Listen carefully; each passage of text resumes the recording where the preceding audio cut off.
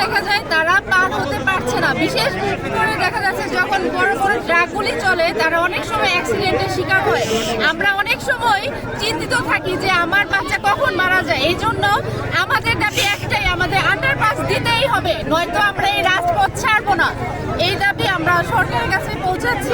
আপনাদের হাইওয়ে বা ঢাকা বাইপাস যাই বলেন না কেন, এই রাস্তা দিয়ে আমাদের চরপাড়াকে দুটি খণ্ডে বিভক্ত করেছি। আমাদের পশ্চিম পাশে চরপাড়া, পূর্ব পাশে চরপাড়া।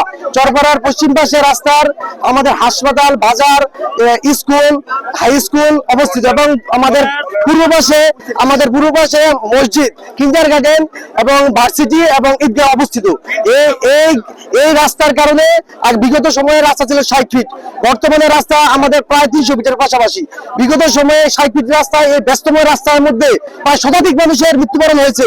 আমরা গ্রামবাসী 24 আওয়ার্স আমাদের এই পাশে প্রয়োজনীয় কার্যক্রমের জন্য আসা যাওয়া হয়, কিন্তু বিগত সময়ে আমরা এই পারাপারের জন্য ঘন্টার পর ঘন্টা সময় নষ্ট হচ্ছে।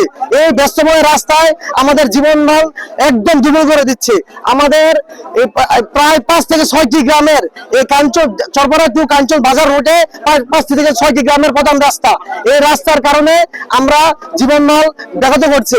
এই 6টি গ্রামের মানুষের একটাই দাবি, আমাদের কাঞ্চন বাজার টু চরপাড়া রাস্তার যদি আন্ডারপাস না হয় আমাদের প্রায় ঘন্টাখানিকের সময় প্রতিদিন নষ্ট হচ্ছে। আমাদের স্কুল, ভার্সিটির ছেলে মেয়েদের চলাফেরা, সাধারণ মানুষের চলাফেরা ব্যাহত করছে।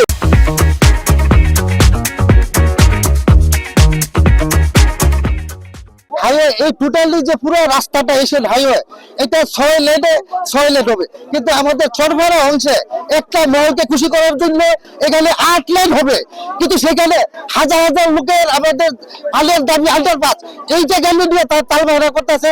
এটা আমাদেরকে মানতে কষ্ট হচ্ছে। তবে আমরা বাঙালি জাতি, সেটা হচ্ছে আমরা সংগ্রামী জাতি, আমরা বুকে রক্ত দিতে রাজি আছি। তারপর আমরা ন্যায্য দাবি থেকে পিছু হটবো না। আমরা সড়ক উন্নয়ন কর্তৃপক্ষের কাছে অনুরোধ থাকবে যেন আমাদের এই পানের দাবিটা তারা মেনে নেয় এবং আমাদেরকে আশ্বস্ত করে। আর একটা অনুরোধ তাদের প্রতি থাকবে যে চরপাড়া, চৌধুরীপাড়া, কেরাবত, দক্ষিণপাড়া, কলাতলি, যেটা এই হাইওয়ের যে ক্রসিং রোড যে কাঞ্চন বাজারের সাথে, এই অংশ যেন আমাদেরকে আশ্বস্ত না করে, তারা যেন কোনো কাজকর্ম না করে। আর যদি করে তাহলে এই জনতা তাদেরকে রুখে দিবে। হ্যাঁ।